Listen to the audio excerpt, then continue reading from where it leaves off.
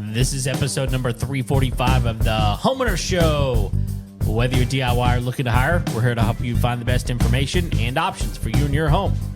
My name is Kevin Hackett, and here with me is Craig Williams. Hello, and welcome to the Homeowner Show. We are so glad that you could join us for another episode here in the Homeowner Show studios. How you doing, Kev? I'm good, man. Just, everything's pretty good. Feels like back into a rhythm a little bit. School is back in. Kids are going back to school. Traffic is back at a normal heaviness. You got to put a stop to that. Yeah, I know. We need some of y'all to move away. It was actually great whenever school was out. Yeah. Getting anywhere. Early morning, no problem. This morning I looked at it is a commute, I guess, from my house to where I work. But it said 40 minutes. And I was like, oh, great. That's disgusting. Because normally like 25 minutes, I'm there. So an additional 15 minutes is a lot. Yeah. You know? So, but man, like I'm a person that likes routine. Even though I would like to say that I'm spontaneous if I need to be. I can kind of go with the flow. I still like to know. You like a little routine. Yeah, and I think most people probably do. Yeah. So I like routine. Yeah. No, we're looking for some property for our new office. Oh, yeah. And so kind of what's a sticking point for us is we really don't want it to be more than like a 30-minute drive for us. Right. The owners. Sure. You know? Yeah. Anyway. Look, they make their choice. Yeah. Wherever you want to live is where you want. Yeah, and so there's places where we can go where it's less than 30 minutes for us, but for some of our employees, it's like kind of sticking it to them a little bit. Well, and we're not doing that on purpose. It's just like sometimes that's where you can afford the property. Sometimes it has the right amenities. Sometimes it has and so like honestly, we're struggling. To find the right spot. It's not easy. Well, because you probably have an idea of where you want to be. Oh yeah, but that place is either too expensive or doesn't exist. Both. Exactly. all of it right now. It's stupid. Yeah. Or if it's even slightly affordable, it's in a floodplain. Right. Around here, that's the way it goes. So the worst. Usually I'm happy to see a creek. Yeah. I like a good creek. Sure. But for whatever reason, that puts property at a flood risk. Yeah. I didn't take elevation when I was in high school, apparently. No, well, it's like the old saying that as long as the creek don't rise, God willing and the creek don't rise. Exactly. I only said half of it, but the creek rises around here. It does. It just keeps rising. Yeah. Yep. So anyway, we have a goal to have that done by April. Okay. Because we need it. Sure. So hopefully part of what we're going to talk about tonight is going to be beneficial to us. Sounds like it. But anyway, we got some fun stuff going along. We got some fun interviews coming up this year that we're excited about. We got to get some hard dates on the calendar so we can start sharing those with everybody. That's right. But I think it's going to be an interesting year, man. Yeah, I'm looking forward to it, man. I think it's very interesting because I don't know about you, but when other people talk to me about the podcast, they're like, "How long have you been doing that?" I'm like, "Well, it's been about 7.5 years." And they're like, 7.5 years, and I'm like, "Well, yeah." And they're like, "How many episodes?" I tell them, "Oh, it's almost 350 or whatever." They're like, "Holy cow! Like that's insane!" And it every once in a while it does hit me that's a long time. Yeah. It doesn't feel like it, does it? It doesn't. It really doesn't. Mainly because we enjoy what we do, but like it is a bit interesting. But now, like we've been doing it long enough that like the unknown of what the year looks like still feels like it's going to be pretty cool. Because we've already been able to interview some pretty cool people, get in front of some really, really interesting people, learn so much. I mean, just about owning a home and everything that surrounds that. Like, I feel like it's so funny. Do you ever feel like you're just in many ways, like a jack of all trades? Like, I almost feel like that after being part of this show for so long.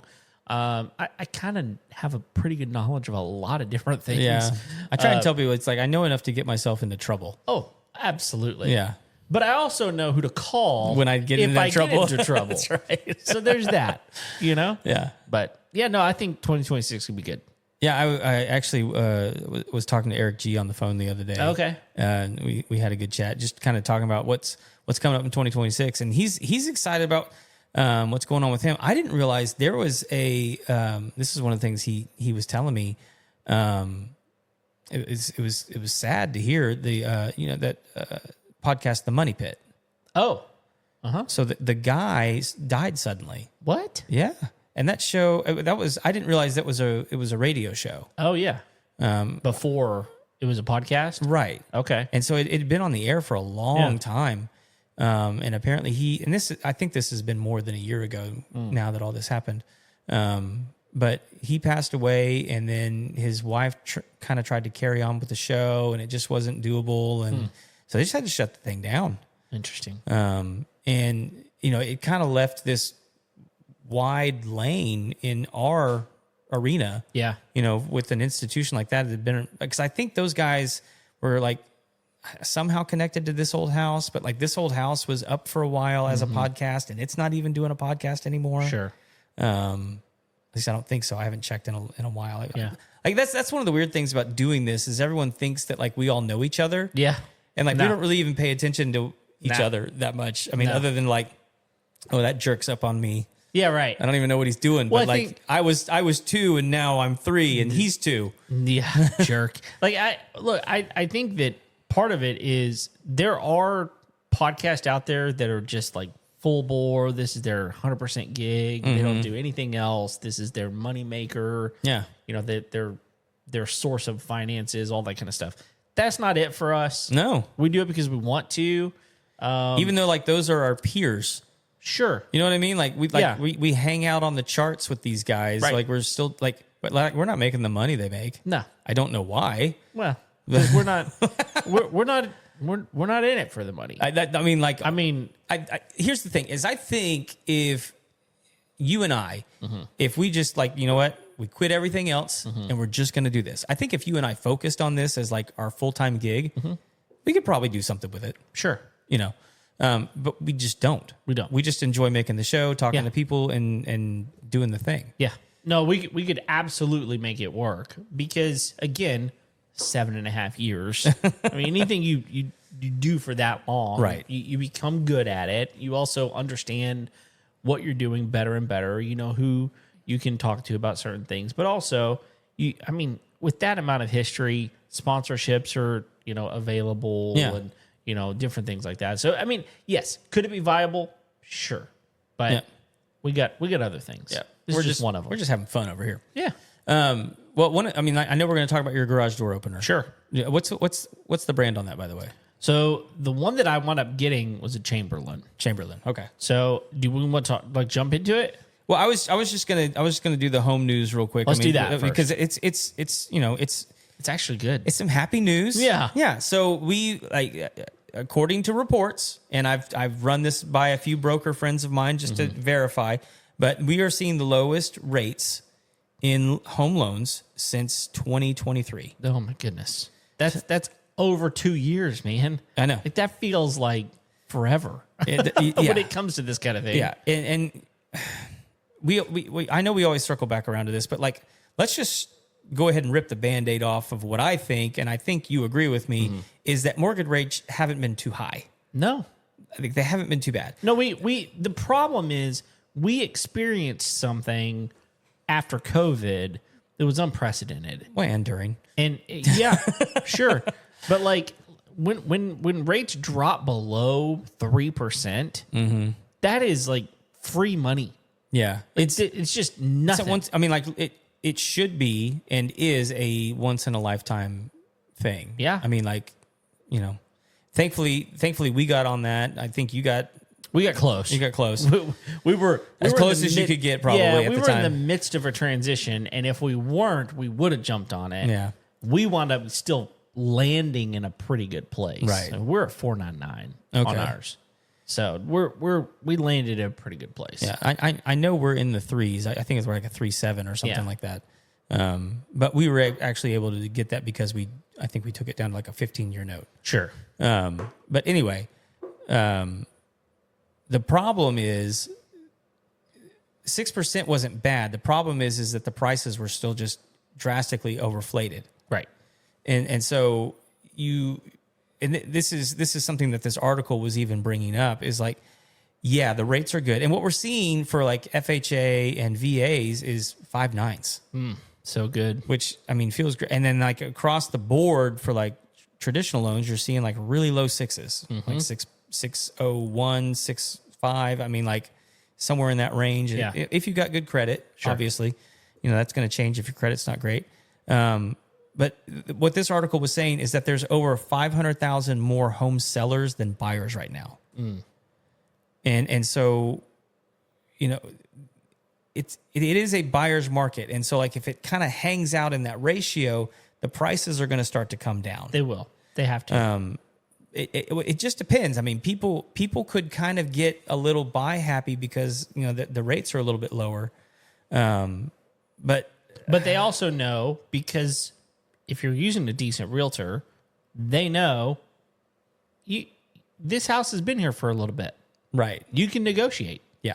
So even though the rates are better than they've been, you've still got negotiation power. Yeah. Which is one of the things that whenever we bought our house, and really after we bought our house, you didn't have. You didn't have negotiating power, and the rates were high. So it was like a lose-lose. Yeah. In that situation. Yeah, it's going to be interesting to see what happens. But like, just because anytime the rates drop like this, where it gets below 6, people who have been waiting to buy, I think are going to start jumping in the pool. Sure. But who knows? It could be that the prices are still so high. Man, I was going to see what the average price for like a home. I think it's hanging out in like the 400s. That would be my guess. Which honestly is pretty insane. Yeah, I mean, it's ridiculous for just traditional 3.2. Yeah, when we were talking about this not too long ago about how your first house could be your forever house. Yeah. If that's $400,000, that's a lot of money. Right. That's a lot of money. So it's crazy. All right, so here's what I'm gonna do. I'm gonna plug these numbers into the handy dandy mortgage calculator. Okay. And we're going to do a 5.9 over 30 years. All right. Yeah, I don't care. Take the ad away. We ain't got time for that. Okay, so if you bought it at $400,000. No, how much down? Any down? I didn't even put that in. Yeah, I mean, like, let's not go crazy. I was just trying to just just do something. Do like 5%. So do $20,000 down. This one's not letting me do that. Oh, really? No. What kind of mortgage calculator is this? I mean, this is just the straight numbers. Okay, straight numbers. I mean, and that's why I like it because it's easy. Because you can go back in and play with the down payment, and because everybody's is different.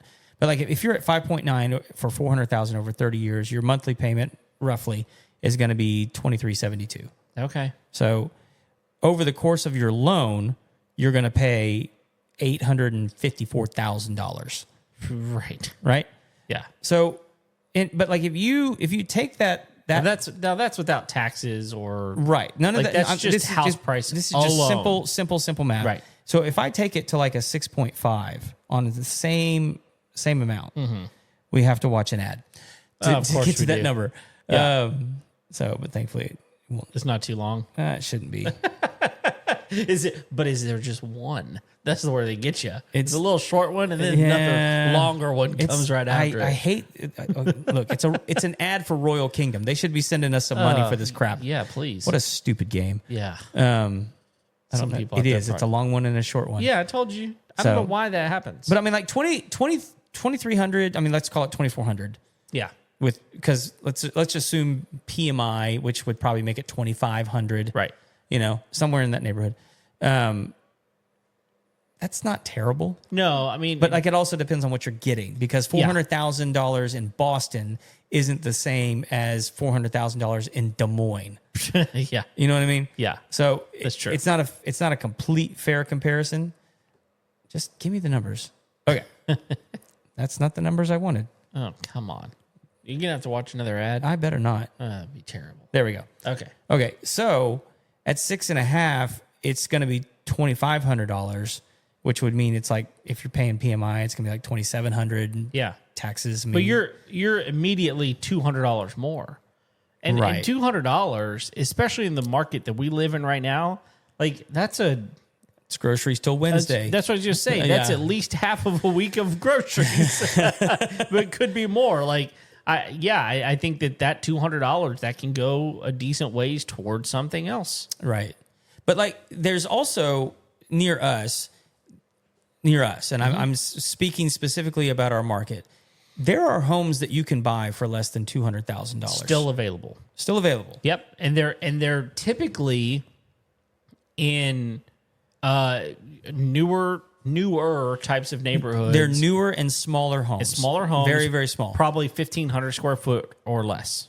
And here's what I'll say about that. Like, a lot of people watched our clip from last week about me ranting and raving about like, look, people need to be more content with their situation in life, essentially. And you could buy the first home that you ever bought and live in that forever. Yeah. I don't know that that's true about these homes. Sure, it would be tough. Right? I still think that even if you said, okay, I'm going to buy this home and I'm going to live in it for 5 years, I think that's money better spent than on an apartment. Every day of the week. So now there are people that are going to disagree with me. Yeah. Because they don't want to mow their own grass. Sure. Like whatever your reasons those are. Don't include owning a home. Like that. Yeah. Those change the rules is the problem. There's right? not many financial situations that you could explain to me where the apartment is going to be a better use of your money than putting it in the savings account of a piece of property. Right. It's just not. Now, are there circumstances where that could be true? Sure. Yeah. I mean, there just are. Yeah. Not many, and not for many people. Right.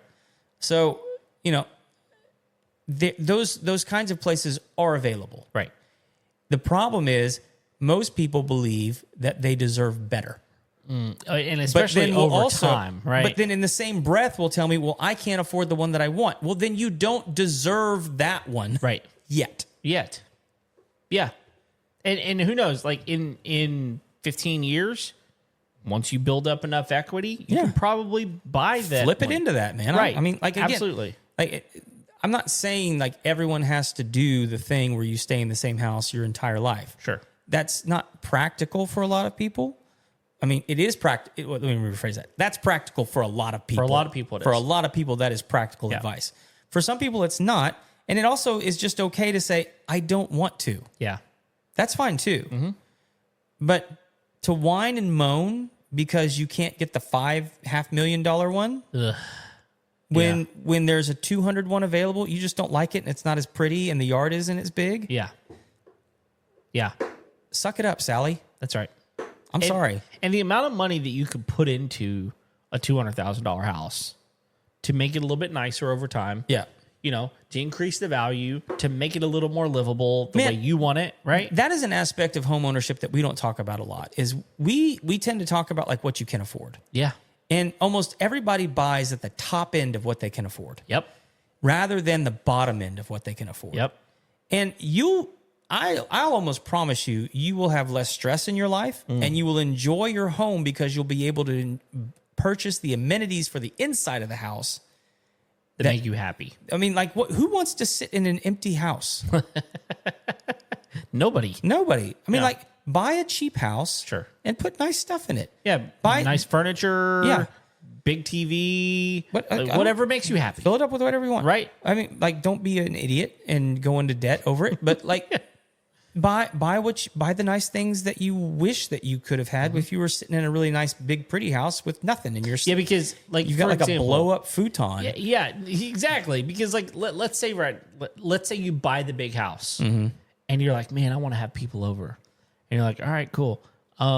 what do you like to do whenever you have people over? Well, you know what a lot of people, at least around us, you know, they love to do? Smoke meat. Yep. I want to smoke meat all night the day before, have people over, and hang out. Well, guess what? I ain't got any money to buy a smoker because I bought the nice house for entertaining, Yeah. but I don't have a smoker, so I can't even do that, right? So now the thing that I bought the house to do, can't do it. Mm-hmm.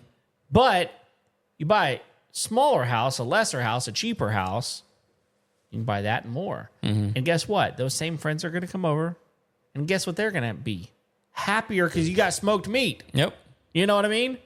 Like it is a nice patio furniture to sit on and enjoy said smoked meat. Exactly. I think plates to eat it on. It is a mind game, yeah. Of how do I work this out? I mean, one of the things that a lot of people, you know, I drive a 2004 truck. Mm-hmm. And I've driven a 2004 truck since 2004. So, you know, a lot of people are like, do you ever want something nicer? Like, yeah, I do. Mm-hmm. But you know what I don't want? Another payment. Yeah. I just don't. Because it allows me to do something else. Yeah, you can deploy that money elsewhere. Right. Where it's actually working for you. Right. And that truck does everything I need it to. Yeah. Everything that I need that thing to do, it does. I mean, just observing you in that truck, you have upgraded that truck. Oh, many times. To most of the amenities that people want. Yep. In the nice truck that they wish that they could afford. Yep. But they can't because they bought a stupid big house. That's right. It's so true. Or they just, you know, go in over their heads and just pray to God that they're going to survive. Which I don't understand that at all. I don't know how you do it. I would love for someone to like email us and go, look, we went in way over our heads and here's how we're surviving. Yeah. Because my guess, we're going to get a different email on this. My guess is that you're not only unhappy, but your marriage is probably crap, less than good. Yeah. And your kids love somebody else's parents more than you. You know what I mean? Yep. Like, I just feel like things just kind of start degrading pretty quickly in areas that matter way more than the amount of money you're spending on that house. The relationships. Yep. You know? That's just my guess. I'm gonna roll those dice and see. I think it's gonna roll pretty the good. Same number. Yeah, I'm gonna hit red often. Whichever color I want to hit. With that little prediction? Yeah. Anyway. Anyway, so the market's looking good. It is. People's thoughts on money, on the other hand, still pretty stupid. Yeah, and look, let me just say this for a moment. You get emails on this too. Like, say what you want. And say whatever you want. Lots of things to say. There's plenty of things to say about this. But our economy is stabilizing a little bit. Yeah. Even if you don't like necessarily where it has stabilized, it's stabilized. And before the last year happened, it was unstable. Yeah. So I just find it to be interesting. Take it for what it's worth. Write us an email if you want to. But I just think that it's interesting to note that the current regime, who has lots of controversy around them, has stabilized some things, and things are starting to feel a little better. Yeah. And people are happier with interest rates, and they're buying things again. Yeah. You know? Just interesting. Yeah, I saw something on Sunday that really pissed me off. Okay. Can't wait to hear it. So, and I'll just say right up front, I don't really have a position on the whole thing that happened in Minneapolis. Sure. I don't either. I've listened to lots of different, I think they're probably both wrong. Yeah.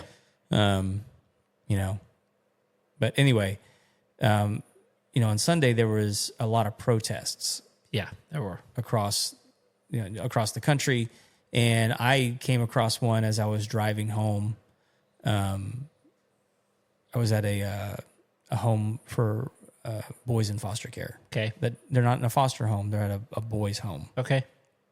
And I'm going to circle back around to why I think that's important. I came up to a bridge, and I was riding in the car with my daughter, my teenage daughter, and I look over on the corner, and there's a girl, and she couldn't have been more than 7 years old. Okay.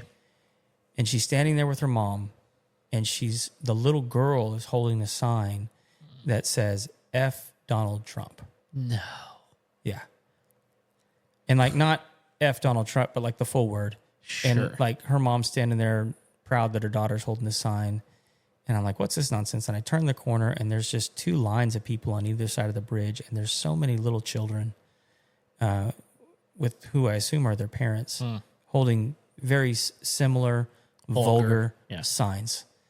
And it broke my heart, man. Yeah. It broke my heart because what are they teaching those kids that language is appropriate to talk about other people, right? To talk about anyone, really. Sure. I don't care who it is. Like that, teaching their children that that's an appropriate thing to say about somebody to somebody that you disagree with, and especially who's not there to defend themselves.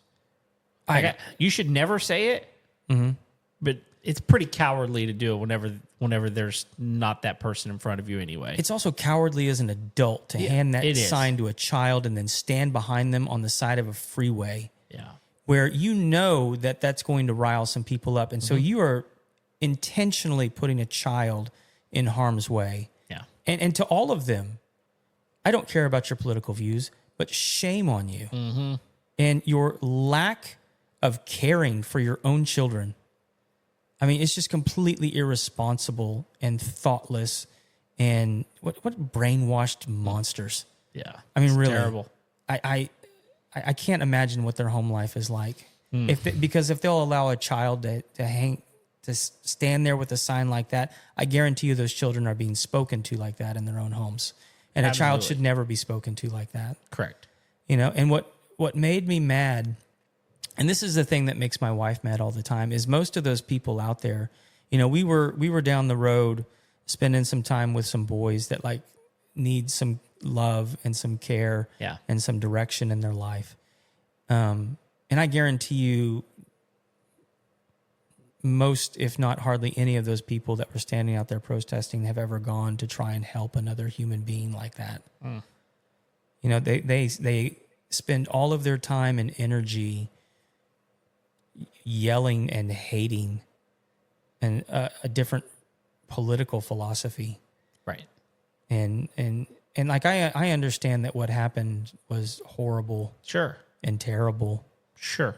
I don't know that anybody, you know, it's like there's a line from a comedy where like this person is standing out in the street protesting and yelling about this thing, and like this guy just kind of stops and says, "You don't need to yell at us. No one's on the other side of this issue." You know, it's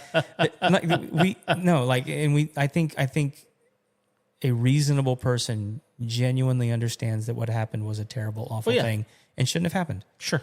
Agreed.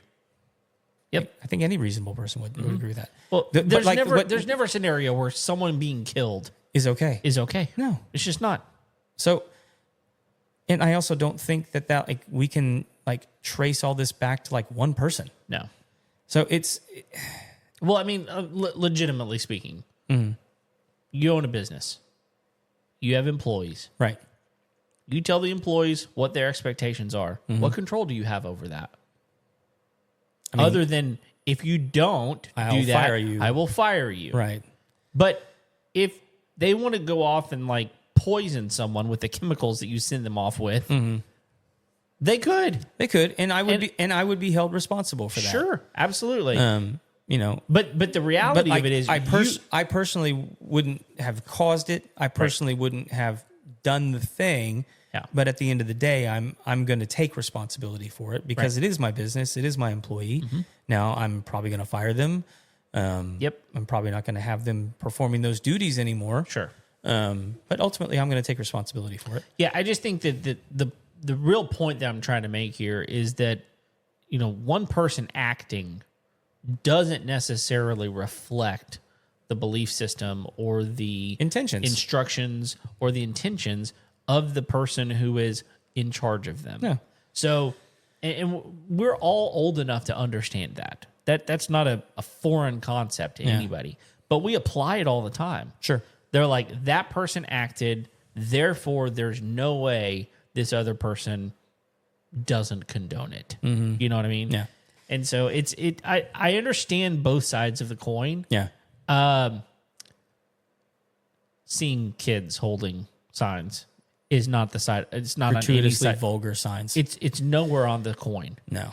You know? No. It irritated me to Sure. no end. Like my wife's response to that was like, I want to stop and ask if I can just take all the kids to McDonald's and let them eat until they're done with this nonsense, because like none of them are safe. Yeah. Right. And I just wanted to like throat punch all of them. Sure. It just infuriated me. Obviously, I didn't do it. But like to my wife's point, if most of those people would take that same energy and apply it to people in need, the world would actually be a better place. It would be. If they would go and find a place to serve and actually give of themselves rather than wasting ink on paper, saying vulgar things and then handing them to children. Like actually go serve food to somebody. Go help clothe somebody. Just go help sit down and listen to somebody who's not having it go as well for them in life as you. Maybe help them, hand them, some encouraging words. Yeah. Do something like that. But like, stop wasting your time standing on a bridge, changing nothing. Right. Right. Other than teaching your children horrible values. Yeah. No, yeah, you're accomplishing something. Is not the thing that you think you're accomplishing. No. For sure. So it's So, and I hate that it divides people too. It's a stupid thing to be divided over. Yeah. Like when I think we can all agree it's just horrible. It is. So there's no division there. Yeah. And I can tell you, like, just half a mile down the road, there's a group of boys that could definitely use some encouragement. Yeah. Some direction in life. But unfortunately, I don't want those people being the influence. That's fair. So there's that. That's fair. So anyway, garage door opener. Well, let me tell you. Okay, completely switching gears. Let me tell you where this started. So, my garage door went out. It was the opener or the door? The opener. Okay. Sometimes there's a domino. No, there is. so the opener failed, and what happened when it failed is my immediate response was, well, shoot, my garage door's not opening. Something's messed up. Like, I don't know, maybe a fuse blew. Maybe, I'm trying to just run down the scenario. Well, it turns out that there's a very specific gear inside of that it's plastic, and over time it wears out. You can replace it, and it's only about $20 for the part, but the amount of time, effort, and energy it's going to take to actually disassemble, take that, and actually replace it, and it may not work the way you want it to after that, because if you disassemble it the way I understood you were going to have to disassemble it, the ability to put it back right the way it should go, not easy. Gotcha. Right? So I started just trying to figure out what my alternatives were. And I'll tell you this, it is not on my, bingo card to replace a garage door opener, because there's a lot of work that goes into that. If it's not like lined up correctly, and the chain isn't the right length, or belt, or whatever it is that you're using, and the door has to be at the right height. Like, everything it's kind of a math problem, right? And so I got to think, man, I don't want to screw this up, frankly. Like, I don't want to spend money on something, just absolutely be frustrated at myself with the amount of time I spent trying to get it done, and then still have to call someone. Right. So I did the responsible thing. I called Overhead Door Company. And I said, hey, how much is this going to cost? And they were like, well, they threw out a number, and it was like 3 times the amount of what just buying one would be. And so I asked him a question because, again, we tell you to do this all the time. Just ask questions. I was like, all right, like, could I do this myself? And the guy goes, well, yeah. It's just going to take some time. Yeah. And I was like, oh, okay. What's better about your garage door opener than others? They're like, well, we do it for you. I'm like, well, that's a pretty good reason. Pretty good reason, but that's 3 times the amount of what I'm going to spend on another one. I don't really want to do that. So I got to thinking, and that's where things got off the rails for a minute. I got to thinking, there's this little thing out there called ChatGPT. And so my wife makes fun of me all the time. I use chat for so many things. Sure. And I literally went to ChatGPT and said, here's the issue. What are my best options for replacement?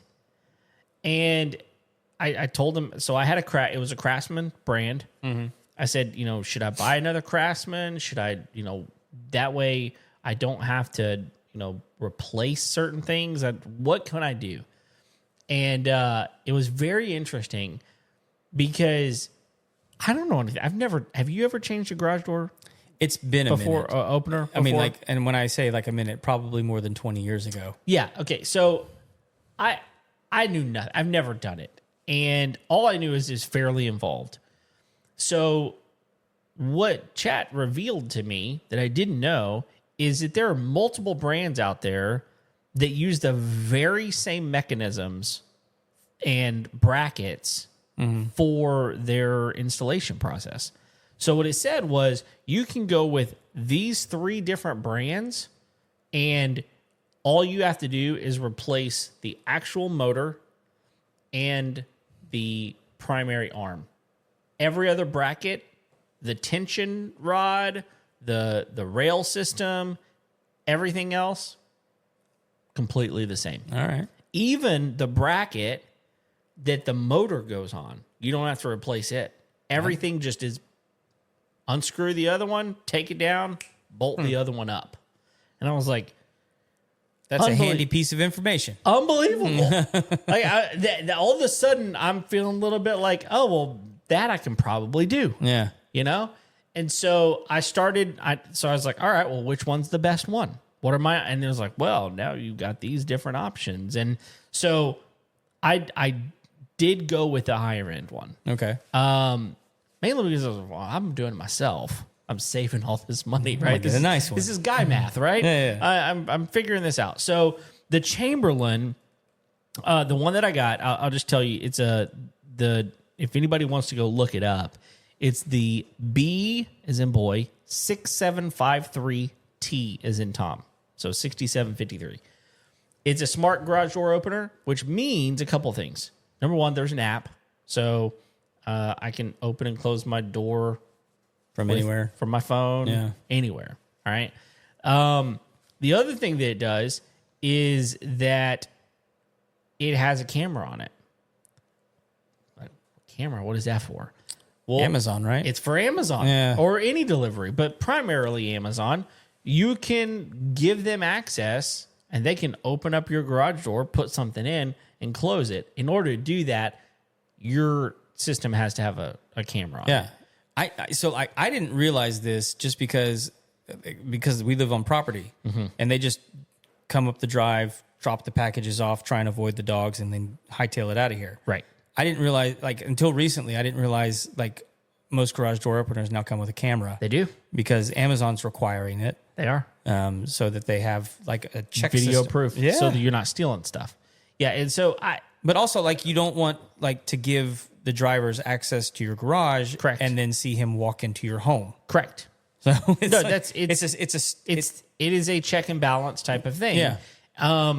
And that's a service that you actually have to pay for that service. So what I mean, I don't just mean from Amazon, sort of like Ring doorbell. It is. Okay. You're just paying a subscription, and you can pay monthly, yearly, whatever. And it's really not that much. It's I think it's $20 a month or something like that. And if you live in a place where you're in a neighborhood and you really don't want your packages just left out, or whatever, it's a pretty good little feature. Yeah. Pretty good little feature. Now, I will tell you, we don't use it. And part of the reason we don't use it is because we do have 2 big dogs that roam the property and have free reign of the property. And it freaks drivers out. And so we have a designated place for them to leave stuff, and it's secure and all that kind of stuff. But if we wanted that feature, it would be great. The other thing is if I just use the feature, I could, if my garage door was ever up, I could see it's just an extra camera. Yeah. It's got a lot of options. But the other thing it's got a backup battery, which is pretty awesome. Not all garage door openers do. Mm-hmm. But this way, if your power goes out, you can still lift your garage door opener without disengaging the belt. You know what I mean? Which, by the way, I think on that note, I think we need to have a moment of silence in memory of the forlorn Ryobi garage door opener that had the battery socket attachment. So, like, if the power, you could stick a Ryobi battery in there and run your garage. It did so many things. It was such a cool. I don't know why they discontinued it. I don't either. But anyway, it had more options than that. Even like it did. It had attachments. It did. It was pretty incredible. I miss it. Yeah, I do too. So anyway, carry on. So it is super quiet. I was actually like wondering like how different this would be. It's unbelievable how quiet it is in comparison to the old one we had. The other thing is, most garage doors openers have like a light. Yeah, and most of them face the garage door. The opening. And so there's one light up there, and it kind of lights up your garage. We've got lights in our garage, but I was like, this thing is crazy. It actually has a light bar in the front and the back, and lights up the entire garage. It's got 2,000 lumens. Oh my gosh! On this thing, and it is super bright. So if you're looking, it's kind of dual function. That if you're looking for a garage door opener that also provides a lot of light, this one will do it. So 2,000 lumens is a lot. It's a lot. I mean, back in the day, that was a semi-powerful projector. Yeah, right? Exactly. No, it does a pretty incredible job of lighting up the entire place. But by the way, the wall mount for the garage door opener, same wiring, same I didn't even have to drill a new hole. Everything just was plug and play. Nice. Chat was great this. I'm actually surprised that we still have wired garage door openers. Yeah. I mean, it seems more convenient and easier for installation, just like battery. Yeah, I think part of the issue is that those go out, and when they do, I think that's the issue. Now, but you have your phone. No, you're right. I mean, you're not wrong. I get the convenience of never having to change the batteries out. It's the same thing with a Ring doorbell. I mean, which honestly, that I may not be the best case for that because I quit using my Ring doorbell because I was tired of recharging it. But that's different. Of course it is. Very different. Well, I mean, taking it off and plugging it in and taking it back out, different. Screwing it back in. If I can just pop it off the wall and put batteries in it, I'll do that all day long. Yeah. But sorry. Yeah. Poor design on Ring's part. Yeah. It's true. They did get, they have wired ones. Oh, all of them are. Yeah. They're both. It depends. Yeah, you can do either one. Well, so all of them have an internal battery, but you don't need it to be wired in order for it to operate. You just have to be able to recharge it. Right. In order to recharge it, though, you got to unscrew it and take it out. And it's just a pain in the butt. That's a pain. Yeah. So yeah, there's other things it's even got a microphone on it. Mm-hmm. So if someone is in your garage and you've got that feature, if Amazon shows up, you kind of like a Ring, you can talk to it. Oh, so it's got to have a speaker on it as well. It does. So okay. Which is kind of cool. I don't use it, but it works that way. So anyway, there's a lot of cool things that you can do with it. So sorry, I'm just. So you have to have the subscription in order to use those features. You can't just connect it to Wi-Fi and use it that way. No, but you can use if you're trying to open or close it or whatever, you can use it for that reason. But if you want to if you want it to display the camera, that's part of the subscription in the app. Yeah. It just is what it is. And there may be brands out there that don't do it that way. I mean, that's just what if that doesn't work for you, just stick a webcam in your garage. I mean, that's true. That's free. Do what you want. Do what you want as far as that goes. But you know, with the what's cool is since it is a smart device, you can set it up with like IFTTT, in which, if you don't know what that is, it's an automation system where if this then that. Yeah. You can set it up to where, like, if your garage door opens, turn on a light or whatever. Like there's things you could do as far as that goes. So anyway, long story short, I did it on my own by myself. And probably the coolest thing about the entire thing was the installation process, because the instructions were on an app that I had to download, which sounds like I will tell you, whenever I found out the installation instructions were on an app, I was kind of mad. Yeah. I was like, I got to download this app in order to do this. And then I downloaded the app and I started using it. Unbelievable. Like, so it's not built into the same app. It's not. It's separate. It's a whole separate app. But that separate app is built for installs. Okay.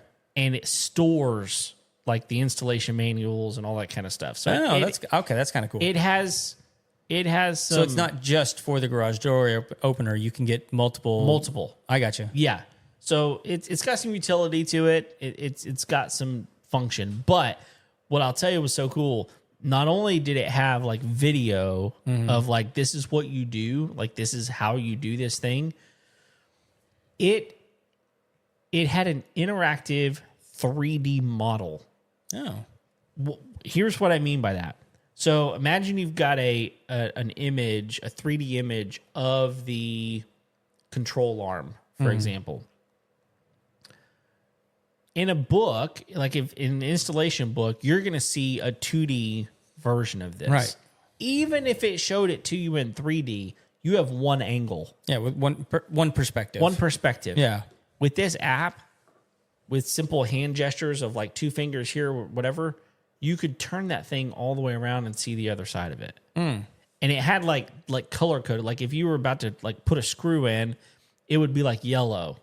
And it would show you exactly which one it was, exactly where it went. And if you couldn't figure out exactly where it needed to go, you could like just turn it in the app and go, oh, well, that's supposed to be like that. And it was incredibly detailed. You could zoom in, zoom out.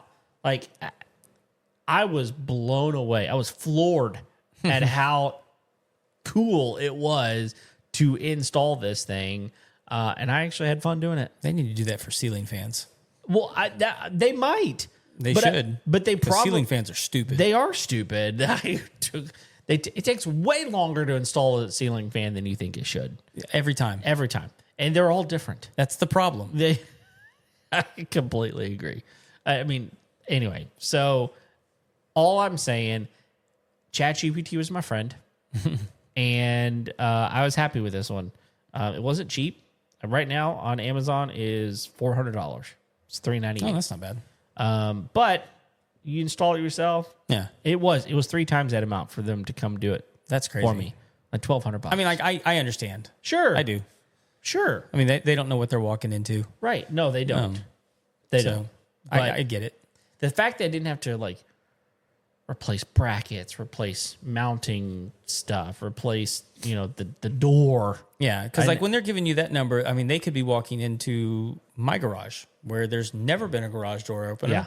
And it's not going to be easy. That's You're right. going to have to install the entire thing. Which that's going to be, I mean, even for guys that know what they're doing, it's going to be a few hours. It is. So, yeah. I understand the price. So anyway, it was awesome. I'll link it in the show notes. The Amazon option for you. And do it. Just try it. You can do it. You'd like it. That's You'll right. like it. That's right. You're a smart person. That's right. Well, listen, I think that's going to do it for today's episode. Thank you guys for tuning in. We appreciate you very much. If you have not already, what are you doing? Please Get in there and hit that thing. We ask for it all the time. Leave us a like, a review, subscribe, hit the bell so you're alerted when we got new stuff coming out. Tell your friends. We appreciate you very much. Until next time, we'll see you later. See you.